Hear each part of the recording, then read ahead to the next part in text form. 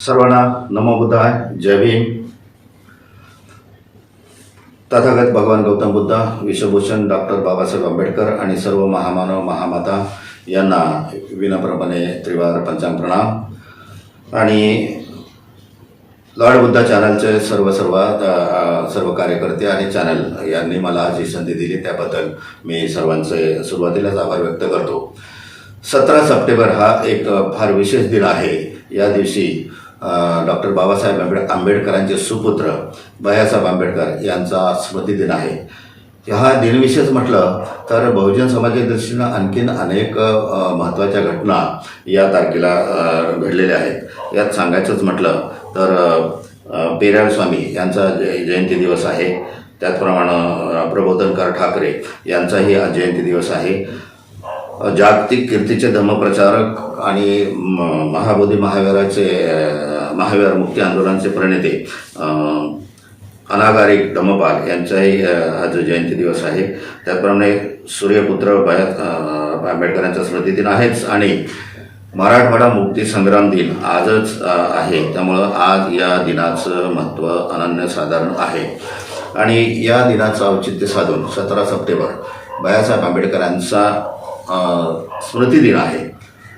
1977ला त्यांचं निधन झालेलं आहे।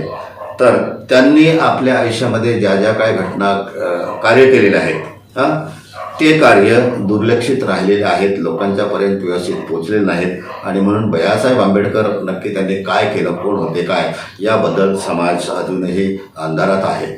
तर त्याला एक प्रमुख कारण असं आहे की भैयासाहेब आंबेडकरांच्याबद्दल फार तोटकं साहित्य प्रकाशित झालं आहे। 66 साली आणि 75 साली एक गौरवग्रंथ प्रकाशित झाला आणि त्याच्यानंतर 2000 साली थोर साहित्यिक जवी पवार यांनी सूर्यपुत्र भैयासाहेब आंबेडकर हा ग्रंथ निर्माण केला। परंतु हे ग्रंथ लोकांच्यापर्यंत न पोचल्यामुळे लोकांना भैयासाहेब आंबेडकरांचं कार्य करत होताबद्दल त्यांच्या चरित्राबद्दल जास्त माहिती नाही। आणि म्हणून भैयासाहेब आंबेडकरांना एक आदरांजली श्रद्धांजली वाहत असताना त्यांचं कार्याची चर्चा, त्यांच्या कार्याचा गुणगौरव व्हावा, ते लोकांच्यापर्यंत पोचावे म्हणून हा आज आपण इथे सूर्यपुत्र भैयासाहेब आंबेडकरांच्या जीवनावरती प्रकाश टाकत आहोत। वास्तविक भैयासाहेब आंबेडकरांनी आपल्या पित्याचं डॉक्टर बाबासाहेब आंबेडकरांचं सर्व क्षेत्रातलं कार्य, जरी धार्मिक संघटनेचे ते अध्यक्ष असले तरी सर्व क्षेत्राचं कार्य त्यांनी प्राणपणाने नेटानं पुढे नेलेलं आहे। आणि संपूर्ण समाजाला त्यांनी मार्गदर्शन केलेलं आहे आणि अनेक क्षेत्रामध्ये त्यांनी आपला ठसा अगदी चांगल्या प्रकारे उमटवलेला आहे। आपल्याला माहिती आहे त्यांचं शिक्षण फार कमी झालेलं असताना सुद्धा त्यांनी फार तोलामोलाचं कार्य केलेलं आहे। आपल्याला माहितीच आहे की त्यांचं बालपणापासूनच त्यांना संधिवाताचा त्रास होता आणि 1995 तारुण्यामध्ये त्यांच्या आईचं निधन झालं। 4 मुलं त्यांचे भाऊ बहीण वारल्यामुळे त्यांच्याकडं थोडंसं दुर्लक्ष झालं असेल आणि म्हणून त्यांचं शिक्षण पूर्ण होऊ शकलं नाही। वास्तविक भैयासाहेब आंबेडकरांचं शिक्षण लंडनमध्ये करावं ही बाबासाहेबांची अपेक्षा होती, परंतु त्यांच्या संधिवाताचा त्रास लक्षात घेऊन ते तिकडं शक्य होऊ शकलं नाही। आणि म्हणून 35 साली माता रमाईचं निधन झाल्यानंतर भैयासाहेब आंबेडकरांना जातीय लक्ष देणार असं कोणी नव्हतं। त्याच्यामुळे त्यांचे एकंदरीत शिक्षणाची आवाज झाली असं म्हटलं तर अतिशयोक्ती होणार नाही। परंतु 1935 सालापासूनच त्यांच्या कार्याला सुरुवात झालेली आहे।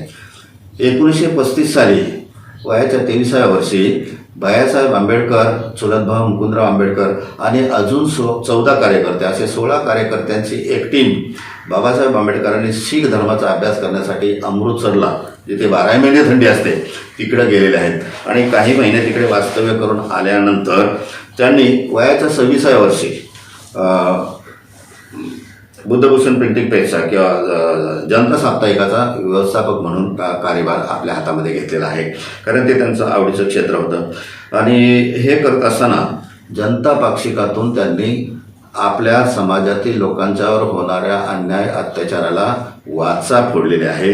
जिथे कुठे दलित समाजावरती किंवा अन्याय मागासवर्गीयांच्यावरती अन्याय अत्याचार होत होते, महिलांच्यावरती अन्याय अत्याचार होत होते, तिथे बाळासाहेब आंबेडकर जाऊन रिपब्लिकन पार्टी ऑफ इंडियाच्या माध्यमातून निदर्शनं करत होते, मोर्चे काढत होते आणि लोकांना योग्य मार्गदर्शन करत होते. तर बाळासाहेब आंबेडकरांनी खऱ्या अर्थानं छापाई क्षेत्रामध्ये किंवा प्रिंटिंग किंवा याच्यामध्ये 1944 साली जनता पाक्षिकाचे ते संपादकही झाले, व्यवस्थापकही झाले, प्रकाशकही झाले आणि 1956 ते 1944 ते 1956 12 वर्ष तोट्यात असताना सुद्धा त्यांनी नेटानं हे जनता पत्रक चालवले. 1952 त्याचं नामकरण प्रबुद्ध भारत झालेला आहे. तर हा या पाक्षिकामधून लोकांचे प्रश्न त्यांनी मांडलेले आहेत आणि त्याला वाचा पडून न्याय देण्याचा प्रयत्न केलेला आहे. तर या अनेक क्षेत्रामध्ये बाळासाहेब आंबेडकरांनी कार्य केलेलं आहे.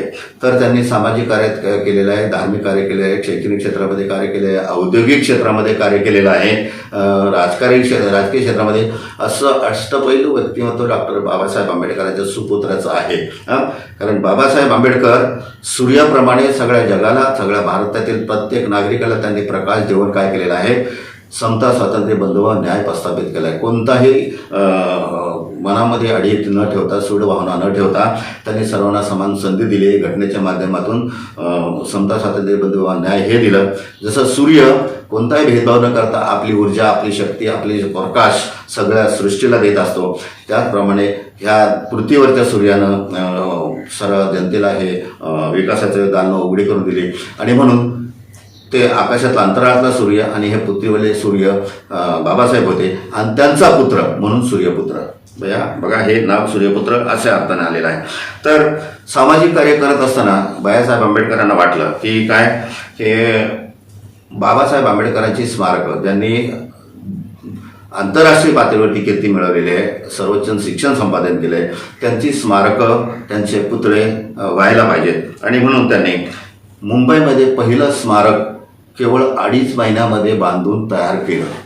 भारतीय बौद्धमय पंचायत समितीच्या वतीनं परेलच्या इथे त्यांनी 2 एप्रिल 1958ला त्या कामाचा सुरुवात केली आणि केवळ 2.5 महिन्यामध्येच 22 जूनला ते सभागृह बांधून पूर्ण करून, स्मारक पूर्ण करून त्याचं उद्घाटन केलं आणि आजही ते त्यांच्या कार्याची साक्ष देत आहेत.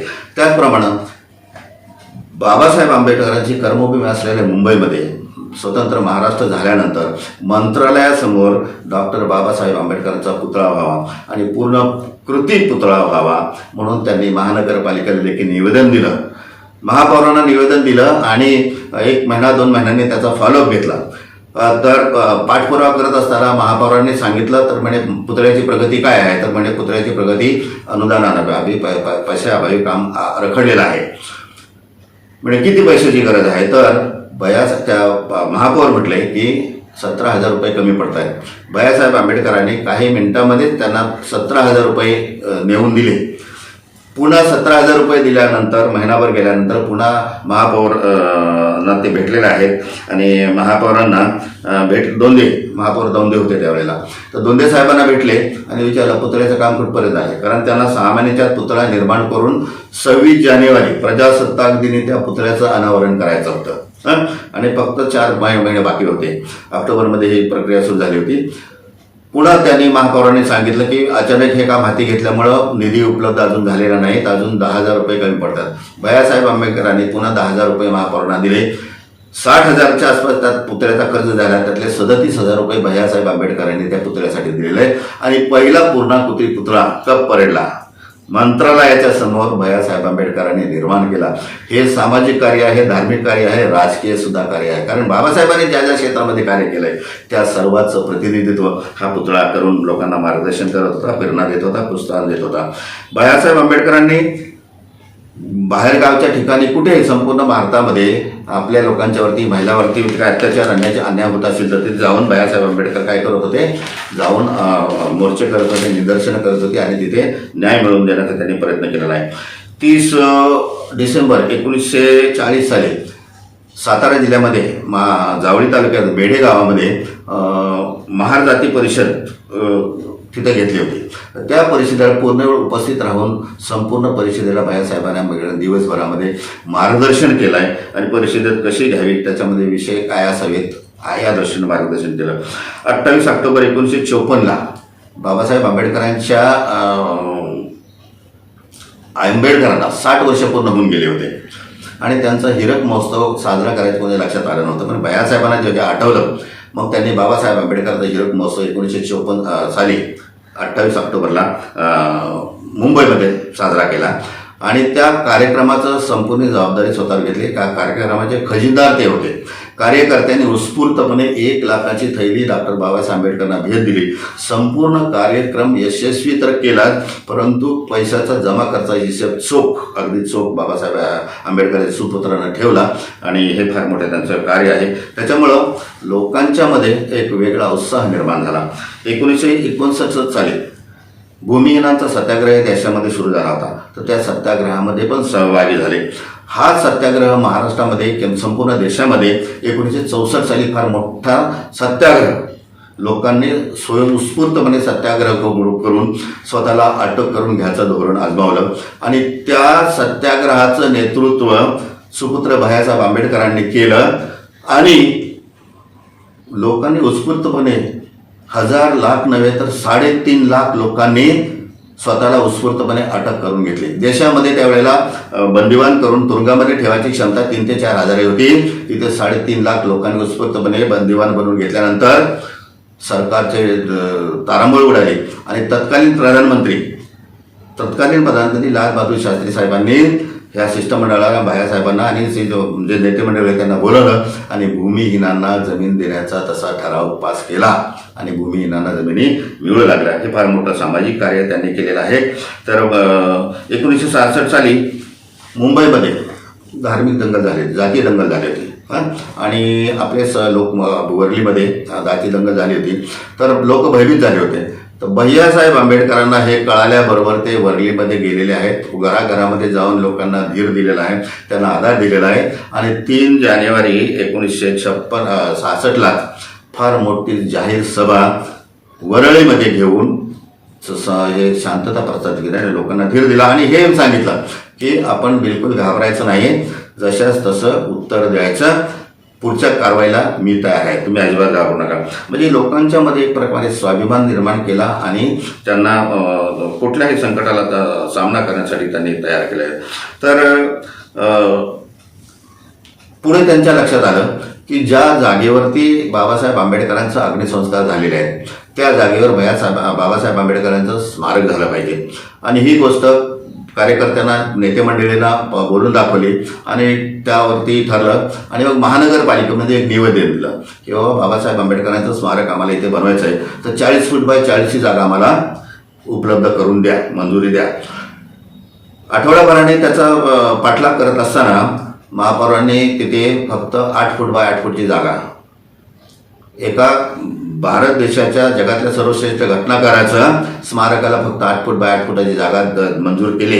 हे कळाल्यानंतर भैयासाहेब आंबेडकर तिथेच संतापलेले आहेत आणि आयुक्त आणि महापौर यांना त्यांनी सज्जड दम दिलाय. घेतली तर 40 फूट बाय 40 फुटच जागा घेईन, नाही तर मग आम्ही काय करू, त्याचे जबाबदार त्या पुढच्या परिस्थिती जी उद्भवेल त्याला जबाबदार महापालिका प्रशासन असेल असा सज्जड दम दिला. दुसऱ्या दिवशी लगेच 40 बाय 40 फूट जागा स्मारक निर्माण करण्यासाठी मंजुरी मिळाली आणि आज जे चैत्यभूमीचं स्मारक उभं आहे त्या जागेवर आहे. मग ते स्मारकाला मंजुरी मिळाल्यानंतर पैसे पाहिजेत, स्मारक बांधायचं आहे, बाबासाहेबांचं स्मारक बांधायचं आहे, आंतरराष्ट्रीय कीर्तीच्या महामानवाचं स्मारक बांधायचं आहे आणि मग त्याच्यासाठी स्मारक समिती बनली. त्याच्यात ठरलं की एक जॉईंट अकाउंट उघडायचं. स्टेट बँकेमध्ये जॉईंट अकाउंट उघडलं आणि लोकांनी उत्स्फूर्तपणे उन्हातानामध्ये पावसामध्ये लाईन लावून त्या बँकेच्या अकाउंटमध्ये काय केले, पैसे भरायला सुरुवात केली. पैसे भरले. पैसे काढायची वेळ आली त्यावेळेला काय झालं, भंडारे मुंबई प्रदेश RTIचे अध्यक्ष होते, RD भंडारे, आणि त्यांनी ह्या प्रिंटिंग प्रेसवरती आंबेडकर भवनला प्रिंटिंग प्रेसवरती हल्ला केला, प्रिंटिंग प्रेसची तोडमोड केली आणि मग काय गटतट तर पडले होतेच. तर त्याच्यामुळं मग काय झालं, सर्वांनी तिथे त्यावेळेला पैसे देण्याला नकार दिला. आणि भैयासाहेबांनी ओळखलं की हे पैसे आता मिळणार नाहीत, मग आपण दुसरा मार्ग, मग त्यांना एक मार्ग सुचला की आपण एक भीमज्योत तयार करू आणि भीमज्योतीची पदयात्रा काढू. कुठून? ज्या जागेवरती जिथे भीमराव आंबेडकरांचा जन्म झाला, तिथून जिथं त्यांचं महापरिनिर्वाण झालं, अग्निसंस्कार जिथे झाले, तिथपर्यंत भीमज्योतीची पदयात्रा काढायची. आणि मग पदयात्रा काढण्यासाठी त्यांनी काय केलं, एक जीप खरेदी केली. ती जीप खरेदी केल्यानंतर जीपला एक ट्रेलर, त्यांचे मित्र भानजीभाई यांनी एक ट्रेलर दिला, तो त्याला जोडला. पंचधातूची जीप त्यांनी स्वतः काय केली, बनवली आणि ती पंचधातूची ज्योत बनवली. ती त्या ट्रेलरमध्ये फिक्स केली की बाबा रस्त्यामध्ये चढ उतारणार, ते हलणार नाही, पडणार नाही. आणि मग 25 मार्च 1966 भैयासाहेब आंबेडकर आपल्या कार्यकर्त्यांच्या सह महूला पोहोचलेले आहेत. 26ला गेलेले आहेत. महूला 26ला संध्याकाळी उशिरा पोहोचल्यानंतर 27 मार्च 1966 ज्या जागेवर भीमराव आंबेडकरांचा जन्म झाला होता, बाबासाहेब आंबेडकरांचा जन्म झाला होता, त्या जागेचं पूजन बनते वजीरा बोधी यांच्या हस्ते पूजन केलं. संपूर्ण दिवसभर त्या परिसरामध्ये मेणबत्त्या प्रज्वलित ठेवल्या आणि संध्याकाळी 5 वाजता काय केलं, त्यांनी भीमज्योत प्रज्वलित करून पदयात्रेला सुरुवात करायचं होतं.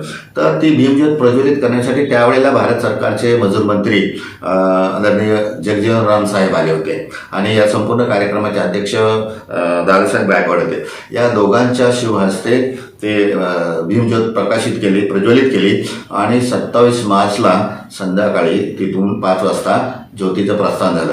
सगळ्या उपस्थित लोकांनी त्यांना काय केलं, उत्स्फूर्तपणे काय केला, निरोप दिला. अगदी साश्रूने आणि आनंदाश्रूने त्यांना निरोप दिला. आणि मग ही भीमज्योत महूपासून निघाली. महू, इंदोर, सातपुडा, भोपाळला फार मोठं स्वागत टीटी नगरला झालं, टीटी नगरच्या स्टेडियममध्ये झालं. तिथून मग बैतूल मार्गे नागपूरला आले. नागपूरमध्ये आल्याबरोबर त्यावेळेचे RPIचे खासदार BP मौर्य यांनी फार मोठं स्वागत केलं आणि तिथून दीक्षाभूमीवर मिरवणुकीला सगळे वाजत गाजत आले. दीक्षाभूमीला अभिवादन करून विदर्भातून, पुलगावमधून मराठवाड्याकडे औरंगाबादला गेले, येवल्याला गेले. औरंगाबादला मिलिंद कॉलेजच्या परिसरामध्ये जाऊन तिथून येवल्याला आले. येवल्यावरून नाशिकला दादासाहेब गायकवाड सुद्धा तिथे पोहोचले होते. त्यांनी फार मोठं स्वागत केलं. नाशिकवरून नगर मार्गे, हरेगाव मार्गे, देवरोड, संगमनेर मार्गे देवरोडवरून पुण्याला फार मोठं स्वागत करण्यात आलं. पुण्याचे महापौर स्वतः त्यावेळेला BD किल्लेदार होते, त्यांनी त्यांचं स्वागत केलं. त्याचप्रमाणे कोल्हापूरच्या राजमाता या तिथे पुण्यात आल्या होत्या, महाराणी विजयमाला आणि सामाजिक चळवळीचे फार मोठे अग्रणी SM जोशी आणि अनेक मान्यवरांनी काय केलं, ज्योतीचं स्वागत केलं. आणि ज्योत पदयात्रा चालत असताना दोन्ही बाजूनी 5,000 सायकल स्वाराचं संरक्षक कडा निर्माण करून ज्योत साताऱ्याकडे प्रयाण झाली. साताऱ्याला माता भीमाईचं स्मारक आहे, समाधी आहे. त्या समाधीला अभिवादन करून साताऱ्यावरून वाईवरून पाचगणी, महाबळेश्वरवरून खेडला उतरले. कोकणामधून खेड, दापोली, बाबासाहेब मुळगाव, अंबाडवे, तिथून अभिवादन करून महाडला आले. महाडला 14 तळ्यावर ते गेले. 14 तळ्यावरून क्रांतीस्तंभाकडून बाबासाहेब आंबेडकर पनवेलला आले. पनवेलवरून ठाण्यावरून मुलुंड चेक नाक्यावर, मुलुंड जकात नाका म्हणत होते. मुलुंड जकात नाक्यावरती मुंबईच्या महापौरांनी स्वतः फार मोठं स्वागत केलं त्या संपूर्ण ज्योतीचं. आणि तिथून मग ज्योत पदयात्रा राजगृहावरती दुपारी 2 वाजता पोहोचले. 14 एप्रिल 1966 दुपारी स्वतः मीराताई आंबेडकरांनी त्यांच्या ज्योतीचं ओवाळलंय, सर्वांचं स्वागत केलंय. कार्यकर्त्यांचं भोजन झाल्यानंतर 4 वाजता भीमज्योत मिरवणुकीनं चैत्यभूमी दादरला गेलेले आहे. आणि चैत्यभूमी दादरला गेल्यानंतर तिथे भारत देशाचे त्यावेळेला संरक्षण मंत्री स्वतः यशवंतराव चव्हाण साहेब आणि मुंबईचे महापौर, महाराष्ट्राचे मुख्यमंत्री वसंतराव नाईक स्वतः तिथे हजर राहून त्यांनी स्वागत केलं. आणि मग त्या चैत्यभूमीचा जो परिसर आहे त्याच्या पुढच्या भागात ज्योतीची प्रतिष्ठापना केली आणि लोकांनी त्यावेळेला आपल्या घामाच्या पैशातून अगदी 4 आणि 8 आण्यापासून 5, 10, 100 रुपयापर्यंत दान दिलं. हजारो रुपये दान निर्माण झालं आणि त्या लोकांच्या वर्गणीतून हे चैत्यभूमीचं स्मारक निर्माण झालेले. कुठल्याही राजकीय पुढाऱ्यांनी कुठल्याही सरकारी निधीतून ते स्मारक उभारलेलं नाही. आज ते स्मारक आमचं श्रद्धास्थान बनलेलं आहे. राष्ट्रीय नाही तर आंतरराष्ट्रीय पातळीवरचं ते श्रद्धास्थान बनलेलं आहे. आज या चैत्यभूमीतून हजारो नव्हे तर लाखो कार्यकर्ते निर्माण होत आहेत, हजारो बौद्धाचार्य निर्माण होत आहेत, हजारो समता सैनिक निर्माण होत आहेत, केंद्रीय शिक्षक निर्माण होतात, केंद्रीय शिक्षिका निर्माण होत आहेत. एक प्रकारे भारतीय बौद्ध महाराज चैत्यभूमी म्हणजे कार्यकर्ते निर्माण करायचा कारखाना आहे असं म्हणलं तर अतिशयोक्ती होणार नाही. आणि मीही त्या संस्थेचा कार्यकर्ता आहे. त्या संस्थेच्या चैत्यभूमीच्या मधून मी घडलेला आहे. आणि मीराताईंनी मग बाळासाहेबांच्या नंतर 24 प्रकारच्या शिबिराच्या माध्यमातून संपूर्ण एक कार्यकर्ता पूर्णपणे कसा तरबेज असावा या दृष्टीने त्यांनी निर्माण केलेला आहे. तर भैयासाहेब आंबेडकरांनी हे फार मोठं सामाजिक कार्य केले, धार्मिक कार्य केले. त्याच्यानंतर भैयासाहेब आंबेडकरांनी धम्म प्रचाराला आणखी गती मिळावी म्हणून काय केलं की संपूर्ण भारत ते फिरले होते. संपूर्ण भारत फिरले होते आणि धम्माचा प्रसार करत त्यांना वाटलं की काय धम्मविधीमध्ये संस्कार विधीमध्ये एक सूत्रता नाही आहे आणि मग ती एक सूत्रता यावी त्याच्यासाठी काहीतरी धोरण निश्चित करण्यासाठी एखादी परिषद घ्यावी लागते.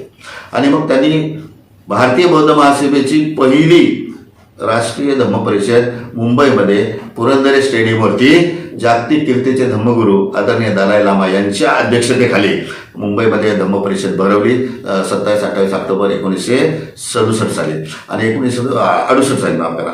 तर 68 साली ही परिषद भरवल्यानंतर त्यांनी पहिला ठराव केला की धम्माचा प्रसार करण्यासाठी प्रशिक्षित कार्यकर्ते असले पाहिजेत आणि प्रशिक्षित कार्यकर्ते तो लोकांना धम्म शिकवतील म्हणजे बौद्ध धम्म शिकवतील म्हणजे बौद्धांचे गुरु होतील, बौद्धांचे आचार्य होतील म्हणजे बौद्धाचार्य हे पद निर्माण त्यांनी केलं. तो ठराव केला अधिवेशनामध्ये आणि एक सूत्रता आणण्यासाठी धार्मिक विधीमध्ये एखादं आपल्याला लिखित पुस्तक असलं पाहिजे वंदनेचं. आणि बाबासाहेब आंबेडकरांनी 24 फेब्रुवारी 1956 बौद्ध पूजापाठ ही पुस्तिका तयार केली होती. त्याच पुस्तिकेमध्ये तज्ज्ञांच्या सल्ल्यानं बदल करून बौद्ध जीवन संस्कार पाठ हे बौद्धांचे 13 संस्कार विधी असणारे पुस्तिका छापून तयार केली आणि त्या बौद्ध जीवन संस्कार पाठकाच्या पहिल्या आवृत्तीचं प्रकाशन या पहिल्या अधिवेशनामध्ये केले. त्याच्यामध्ये तुमचे जे 13 संस्कार विधी आहेत त्या कोणत्या क्रमाने करायचे, कोणत्या गाथा कशा म्हणायच्या, कधी म्हणायच्या, तर ते पूजेची मांडणी कशी करायची आणि त्यात फार मोठा मार्गदर्शक ग्रंथ संपूर्ण भारतामध्ये धम्मविधी संपन्न करण्याच्या दृष्टीने मार्गदर्शक ठरलेला आहे. आणि मग अधिवेशन संपल्यानंतर 2 महिन्यातच चैत्यभूमीच्या परिसरामध्ये डॉक्टर बाबासाहेब आंबेडकरांच्या सुपुत्रांनी पहिली बौद्धाचार्यांचं शिबिर घेतलं आणि 1969 जानेवारीमध्ये लगेच 24 बौद्धाचार्यांची प्रशिक्षित तुकडी लोकांच्या सेवेसाठी धम्मप्रचार आणि प्रसारासाठी संस्कारविधी संपन्न करण्यासाठी सज्ज होऊन बाहेर पडलेले आहे. हे फार मोठं आणि म्हणून आम्ही त्यांना काय म्हणतो बौद्धाचार्यांचे जनक. हा ठराव त्यांनी पास केला आणि कार्यान्वित केला अंमलात आणला. त्याच्यानंतर त्यांनी हे बी बघितलं की धम्म प्रसार शिकवण्यासाठी स्वतःकडे पण ज्ञान असलं पाहिजे. आणि म्हणून त्यांनी काय केलं 1967 साली बौद्ध धम्माची स्वतः दीक्षा तर बाबासाहेब आंबेडकरांच्या बरोबर दीक्षाभूमीला घेतली होती परंतु त्यांनी श्रामणेर दीक्षा घेतली ऑक्टोबर 1967 मध्ये RCF कॉलनीतील बुद्धविहारामध्ये आणि 15 दिवस शिवर घालून धम्माचा अभ्यास केला. चैत्यभूमी आणि RCF बुद्धविहार या ठिकाणी 15 दिवस चिंतन मनन केलं, अभ्यास केला आणि अभ्यासामध्ये परिपूर्ण होऊन धम्म प्रचार आणि प्रसाराला त्यांनी गती घेतली. म्हणजे आधी केलं आणि मग सांगितलं त्याप्रमाणे त्यांनी धम्म प्रचार आणि प्रसार केलेला आहे. हे फार मोठं त्यांचं धम्म कार्य आहे. त्याचबरोबर त्यांनी सामाजिक कार्य करत असताना 1971 ते 75 बघा मुंबई सिनेटचे ते सदस्य होते. मुंबई विद्यापीठाच्या सिनेटचे सदस्य होते. ते मॅट्रिक पण नव्हते आणि विद्यापीठामध्ये पोस्ट ग्रॅज्युएट कोर्सेस सगळे असतात. त्या स्टाफचा आणि त्या तिथल्या कर्मचाऱ्यांचा प्रतिनिधी हे झाले. म्हणजे काय कसं आहे की अनुभवाच्या विद्यापीठात ते फार मोठे ग्रॅज्युएट किंवा मास्टर्स होते असं म्हटलं. कारण कळायला लागल्यापासून आपल्या वडिलांची चळवळ, सगळे क्रांती लढे, सगळे सत्याग्रह त्यांनी स्वतः पाहिलेले आहेत, स्वतः अनुभवले, स्वतः त्या सगळ्या चळवळीमध्ये भाग घेतलेला आहे. आणि म्हणून ते काय होते, एक तावून सुलाखून निघालेलं नेतृत्व होतं. आणि म्हणून भैयासाहेबांचे हे फार मोठं कार्य आहे. राजकीय कार्य करत असताना भैयासाहेब आंबेडकरांनी बऱ्याच वेळा त्यांना एकट्यानेच वाटचाल करावी लागली आहे. कारण काय, सगळे कार्यकर्ते सत्तेच्या हवासापोटी काय झाले होते, इतर पक्षामध्ये किंवा काँग्रेसमध्ये गेले होते. परंतु त्यांनी बघा 1958, 1963, 1974 या 3 वेळा काँग्रेस RPI मध्ये फार मोठ्या फूट झाले, गटतट निर्माण झाले.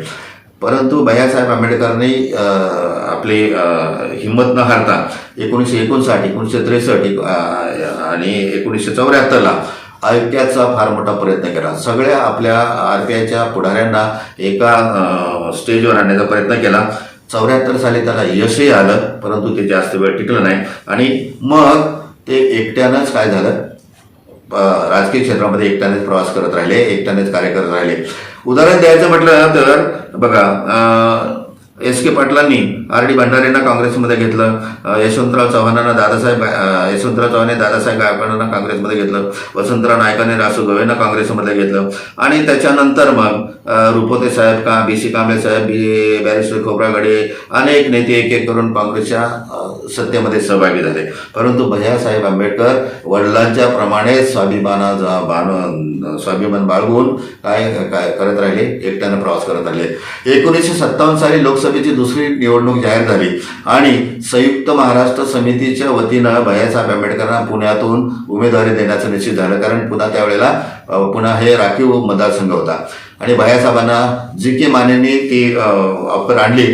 तर जी.के. मानेंना त्याने स्पष्ट सांगितलं की मी आता शेड्यूल कास्ट नाही आहे, मी आता काय बौद्ध धर्म स्वीकारलेला आहे, त्यामुळे मी राखीव जागेवरून निवडणूक लढवणार नाही.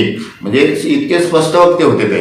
आणि कुठल्याही छोट्या मोठ्या आमिषासाठी, छोट्या छोट्या फायद्यासाठी ते कधीही बाबासाहेबांचे विचार, बाबासाहेबांची चळवळ विकायला तयार नव्हते. जेव्हा संघरक्षित TBMचे त्या लोक बौद्ध महासंघाचे संघरक्षित भारतात आले, तेव्हा त्याने बघितलं की भारतामध्ये बौद्ध धर्माचा प्रचार आणि प्रसार भारतीय बौद्ध महासभा यशवंतराव आंबेडकरांच्या मार्गदर्शनाखाली उत्तम प्रकारे करते. हे संघरक्षित भैयासाहेब आंबेडकरांना भेटले आणि त्यांनी म्हटले की तुम्ही तुमची धम्मप्रचारित चळवळ आम्हाला सुपूर्द करा, त्याचा योग्य मोबदला तुम्हाला आम्हाला देऊ. भैयासाहेब आंबेडकरांना त्यांनी अगदी निर्भीडपणे सांगितलं की बाबासाहेबांची कोणतीच संस्था मी विकणार नाही. आणि बाबासाहेब आंबेडकरांचा स्वाभिमान त्यांनी दाखवून दिला आणि ते संस्था आजही उत्तम प्रकारे कार्य करत आहे. आणि मग भैयासाहेब आंबेडकरांनी हे करत असताना महाराष्ट्रामध्ये फक्त भारतीय बौद्ध महासभेच्या धम्मदीक्षेचा कार्यक्रम महाराष्ट्रात, त्यामुळे महाराष्ट्रात बौद्धांची संख्या होती. परंतु संपूर्ण 22 राज्यामध्ये भैयासाहेब आंबेडकरांनी धम्मदीक्षेचे कार्यक्रम केले, परिषदा घेतल्या, धम्म परिषदा घेतल्या, सभा घेतल्या, मेळावे घेतले. आणि बाबासाहेब आंबेडकरांचा संकल्प अखिल भारत बौद्धमय करण्याचा त्यांनी आपल्या परीनं पूर्णपणे प्रयत्न केलेला आहे, तो साकार करण्याचा. आणि म्हणून भैयासाहेब आंबेडकरांचं हे कार्य आम्हाला माहीत नाही. 60 साली जेव्हा महाराष्ट्र राज्य निर्माण झालं आणि आम्ही दीक्षा घेतल्यानंतर आम्ही बौद्ध झालो, तर मागासवर्गीयांच्या सवलती बौद्धांना मिळत नव्हत्या. तर महाराष्ट्रामध्ये सर्वप्रथम बौद्धांना सवलती मिळवून देण्याचं पहिलं कार्य भैयासाहेब आंबेडकरांनी केलेलं आहे. तत्कालीन मुख्यमंत्र्यांना भेटून निवेदन देऊन त्यांना पटवून देऊन महाराष्ट्रामध्ये बौद्धांना शैक्षणिक आणि नोकऱ्यामध्ये आरक्षण भैयासाहेब आंबेडकरांनी मिळवून दिलं. आणि त्याच्यानंतर देश पातळीवरती बौद्धांना आरक्षण मिळण्यासाठी 1977ची निवडणूक लोकसभेची ते लढले. परंतु बाबासाहेब आंबेडकरांना जसं कार्यकर्त्यांनी पराभूत केलं आपल्याच कार्यकर्त्यांनी, तसंच भैयासाहेब आंबेडकरांनाही दोन्ही निवडणुकांमध्ये त्यांनी आमदारकीची निवडणूक लढवली होती माणगावशी. त्यांनी 77 लोकसभा निवडणूक लढवली. पण कार्यकर्त्यांनी काय आहे, चहा पाणी नाश्ता वडापाव बाळासाहेब आंबेडकरांच्या बुथवरती बसून खाल्ला. प्रचार मात्र काँग्रेसचा केला, विरोधी पक्षाच्या लोकांचा केला, सुब्रमण्यम स्वामींचा केला, नाव घेऊन सांगायचं म्हणलं जात आहे. आणि मग निवडणूक झाल्यानंतर जनता सरकार अस्तित्वात आलं, मोरारजीभाई प्रधानमंत्री झाले. आणि त्यांनी त्यांचं जातीय धोरण तर माहिती होतं, त्यांनी राखीव जागाला विरोध केला होता. आणि मग जेव्हा जुलै महिन्यामध्ये मोरारजी देसाई प्रधानमंत्री मुंबईला भेट द्यायला आले, तेव्हा RPIच्या वतीनं फार मोठी निदर्शनं प्रधानमंत्र्यांच्या समोर त्यांनी केली आणि प्रचंड मोर्चा काढला. तो मोर्चा बघून प्रधानमंत्र्यांनी निरोप पाठवला की तुम्ही मी आज ओशियाना बंगल्यावरती काय आहे मुक्कामाला आहे, तुम्ही संध्याकाळी इथे भेटा. संध्याकाळी शिष्टमंडळ तिथे भेटायला गेल्यानंतर मोरारजी देसाईंनी काय सांगितलं, तुम्ही मला दिल्लीला येऊन भेटा, एवढंच एक वाक्य. आणि मग ऑगस्टमध्ये दिल्लीला भेटायची तारीख ठरली. दिल्लीला भेटायला गेले तर स्वतः यशवंतराव आंबेडकर, रासू गवई साहेब, Dadasaheb Rupwate, PN Rajput, GK Mane, RG रुके आणि माईसाहेब सुद्धा अनेक कार्यकर्ते दिल्लीला गेले भेटायला. दिल्लीला गेले, संसद भवनावरती प्रधानमंत्र्यांच्या ऑफिसमध्ये गेल्यानंतर प्रधानमंत्री त्यांना विचारतायत की तुम्ही हिंदू संस्कृती सोडून बौद्ध संस्कृती स्वीकारलेली आहे, मग तुम्ही सवलती कसल्या मागता, तुम्हाला बौद्ध व्हायला कोणी सांगितलं होतं. भैयासाहेब तिथे संतापले आणि भैयासाहेबांनी त्यांना प्रधानमंत्र्यांना तिथेच वॉर्निंग दिली की म्हटले तुम्ही ज्या प्रधानमंत्र्यांच्या खुर्चीत बसलेले आहेत ते अधिकार संविधानानं तुम्हाला दिलेले आहेत. त्या संविधानाचे निर्माते माझा बाप आहे, त्या माझ्या बापाने आम्हाला बौद्ध व्हायला सांगितलं. जर तुम्ही आम्हाला सवलती नाही दिल्या, त्या सवलती कशा मिळवायच्या हे मी बघेन. तुम्ही मुंबईला गेल्यावर मी तुम्हाला याचं उत्तर देतो. आणि तिथून ते मुंबईला आले. तो प्रवासाची दगदग त्यांना सहन झाली नाही आणि दगदगीनंतर घरी गेले नाही, विमानतळावर डायरेक्ट यायला गेले, बुद्धभूषण पिंडी प्लेसवरती गेले. घरी मीराताई आंबेडकर वाट बघतायत, फोन करतायत, पण ते घरी गेले नाहीत. संपूर्ण वृत्तांत दलित पार्टीचे संस्थापक अध्यक्ष ते आपले दवी पवार साहेब होते, साहित्यिक, त्यांना संपूर्ण वृत्तांत सांगितला आणि एक पुस्तिका तयार सांगितली. दिल्लीच्या सगळ्या दौऱ्याचा सगळा वृत्तांत सांगितला, मोरारजी काय काय म्हटले ते सांगितलं आणि त्याची एक पुस्तिका प्रकाशित करायला सांगितली. आणि ती पुस्तिका लोखंडाचे चणे पचवणारी चळवळ या नावाने ती पुस्तिका तयार झाली. परंतु नंतर बाळासाहेब आंबेडकर आजारी पडले, त्यांना दवाखान्यात ॲडमिट करावं लागलं, म्हणून ते प्रकाशित झाले नाही का त्याच्याबद्दल जास्त हे झालं नाही. तर अशा प्रकारे डॉक्टर बाबासाहेब आंबेडकरांचे सर्व क्षेत्र कार्य बाळासाहेब आंबेडकरांनी उत्स्फूर्तपणे प्रामाणिकपणे पुढे नेलेले आहेत. 1974ला RPIचे ते मुंबई प्रदेशचे अध्यक्ष झाल्यानंतर RPI मध्ये सगळ्या पातळीवरती त्यांनी संघटनात्मक लोकशाही पद्धतीने गुप्त मतदान पद्धतीने निवडणुका घेऊन सगळ्या कार्यकारिणी सुरळीत केल्या. लोकशाही पद्धतीने कारभार त्यांनी केला. हे फार मोठे त्यांचं काम आहे. 1961 ते 1960 त्यांचं सगळं सामाजिक कार्य बघून त्यांना महाराष्ट्र सरकारने त्यांना काय केलं होतं, विधान परिषदेवरती त्यांची जुलै 1960 मध्ये नियुक्ती केली. म्हणजे 61 ते 66 या 6 वर्षामध्ये विधान परिषदेवरती असताना त्यांनी इतकं उत्कृष्ट काम केलं की विधान परिषदेमध्ये अर्थसंकल्प मांडल्यावरती त्या अर्थसंकल्पावरती इतकी साधक बाधक चर्चा त्यांनी घडून आणली, इतके उत्तम प्रकारे ते मुद्दे मांडले आणि त्याच्यामध्ये कोणाचा किती कसा विकास होणार, मागासवर्गीयांना काय विकास होणार, शैक्षणिक धोरणासाठी काय केलं, ह्या सगळ्यावरती चांगली चर्चा केली. सरकारलाही ते आवडलं आणि त्यांनी आधी त्यांचं सामाजिक आणि धार्मिक कार्य बघून त्यांना एक पदवी दिली, त्यांचा सन्मान केला. थोडक्यामध्ये आज जसं समाजभूषण म्हणून पदवी सत्कार केला जातो किंवा अगोदर SCM स्पेशल एक्झिक्युटिव्ह मॅजिस्ट्रेट म्हणून पदवी द्यायची, त्याच्यानंतर SCO झालं स्पेशल, आणि आज समाजभूषण, तसं JP जस्टिस ऑफ पीस ही पदवी सामाजिक राजकीय धार्मिक क्षेत्रामध्ये उत्तम कामगिरी करणाऱ्या लोकांना महाराष्ट्र सरकारने त्यांना ही पदवी दिली होती. आणि हे महाराष्ट्रातले कदाचित JP म्हणून पहिले ते होते. तर अशा अनेक क्षेत्रामध्ये त्यांनी काम केले. धार्मिक क्षेत्रामध्ये सगळ्यात मोठं काम केले आपल्याला माहिती आहे. चैत्यभूमीचं काम हे सामाजिक आहे, त्याचप्रमाणे धार्मिक आहे. जे पदयात्रा काढली ते सुद्धा धार्मिक कार्य आहे. संपूर्ण देशामध्ये धार्मिक कार्यामध्ये एक सूत्रता यावी म्हणून अधिवेशनाच्या माध्यमातून ठराव करून त्याचे कार्यान्वयन केलं. बौद्धाचार्याची निर्मिती केली, चैत्य स्तूपाची निर्मिती केली. म्हणून आम्ही त्यांना म्हणतो काय, चैत्यभूमीचे शिल्पकार, बौद्धाचार्याचे जनक पंडित काश्यप. तर जेव्हा दीक्षा घेतली तेव्हा त्यांचं नाव काय होतं, दीक्षित नाव पंडित काश्यप होतं. आणि म्हणून आपण त्यांच्या प्रस्तावनेवर उच्चार करत असताना पंडित काश्यप हे नाव म्हणत असतो. तर असे हे बाळासाहेब आंबेडकरांनी धार्मिक क्षेत्रामध्ये फार उल्लेखनीय काम केलेलं आहे.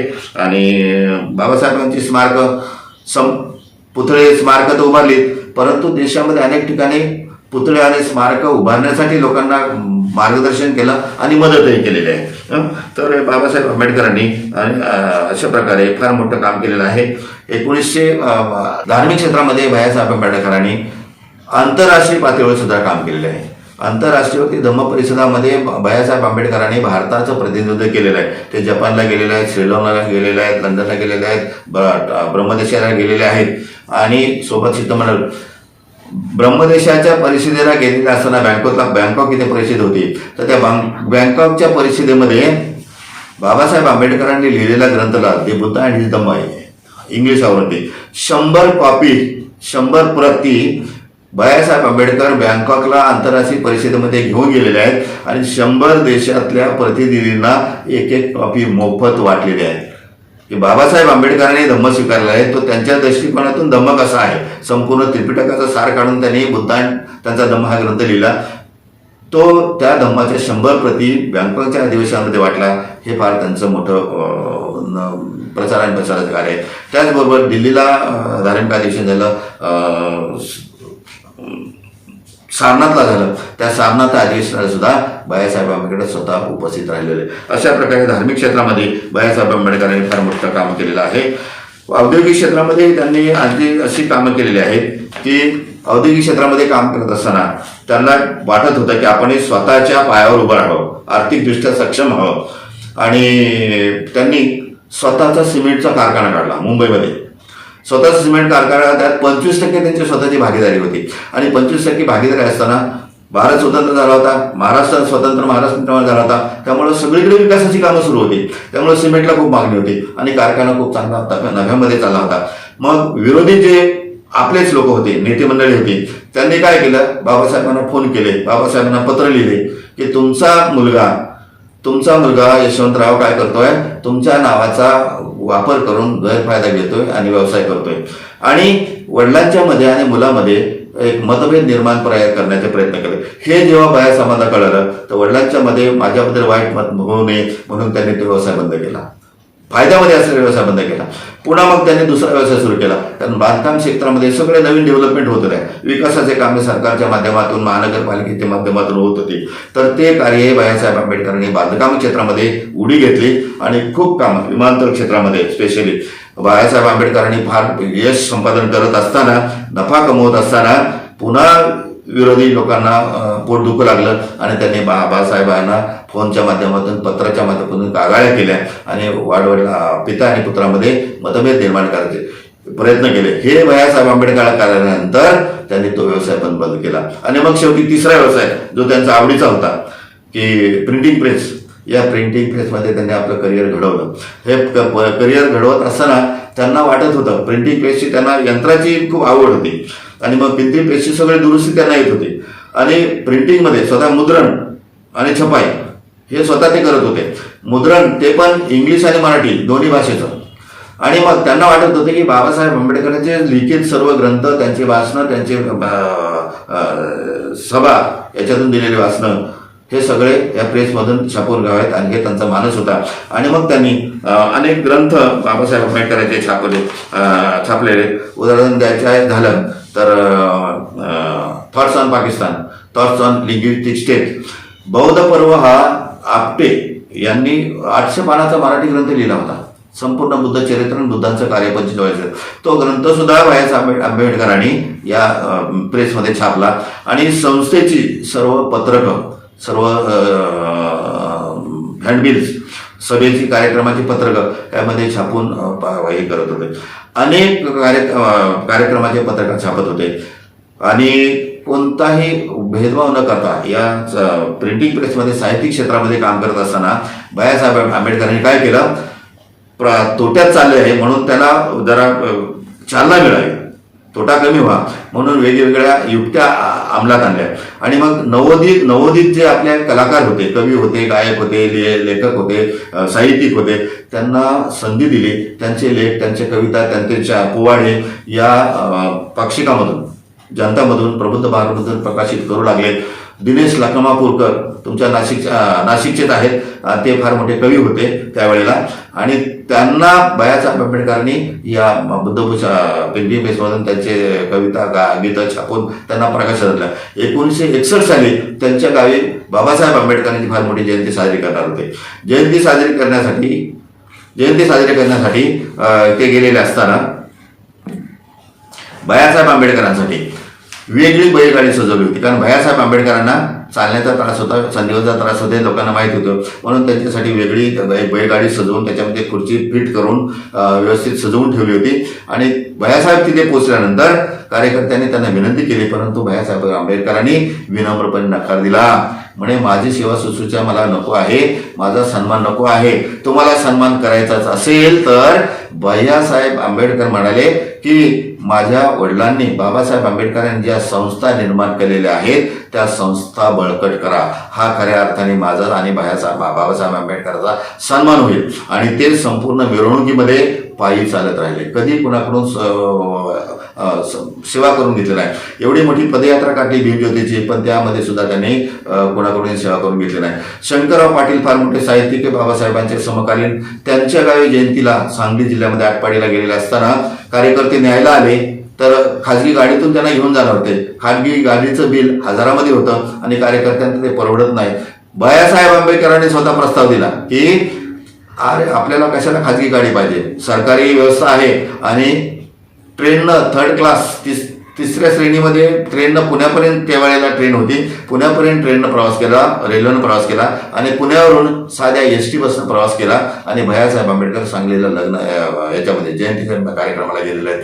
म्हणजे त्यांनी कधीही स्वतःसाठी वेगळं असं सेवा करून घेतलं नाही की वेगळं अपेक्षा लोकांच्याकडून ठेवलं आहे. एक सामान्य कार्यकर्ता, तुम्ही जसे बाबासाहेब आंबेडकरांचे अनुयायी आहात, कार्यकर्ते आहात, तसंच मीही एक सामान्य कार्यकर्ता आहे, हे त्यांनी लोकांच्या समोर मांडलं आणि लोकांच्या समोर एक आदर्श घालून गेला.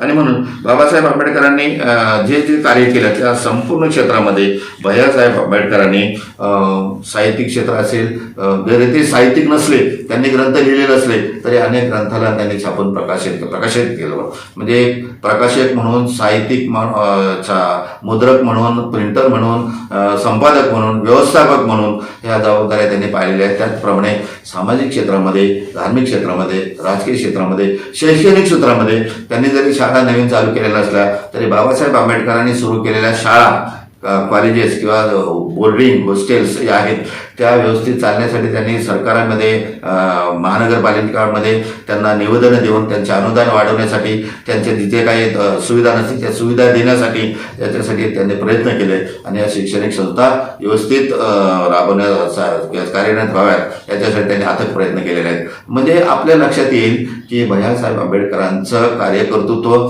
फार मोलाचं आहे आणि त्यांनी हे कार्य कर्तृत्व केलं म्हणून आज आम्ही सन्मानानं आज सुटाबुटामध्ये फिरतोय. बाबासाहेब आमचे हे सर्व पुण्यकर्म आहे, परंतु भैयासाहेब आंबेडकरांनी जर हे कार्य आपल्या हातावरती शिरावरती घेतलं नसतं तर आम्ही काय झालो असतो, पूर्वीचे महार होतो ते महारच राहिला असतो आणि पुन्हा आम्ही स्वर्गीय करत राहिलो असतो. धम्माचं अमृत आम्हाला मिळालं असतं. ते भैयासाहेब आंबेडकरांच्या माध्यमातून मिळाले आहेत. लाखो लोक, करोडो लोक भैयासाहेब आंबेडकरमुळे, भैयासाहेब आंबेडकरांमध्ये आज सुस्थितीमध्ये आहेत.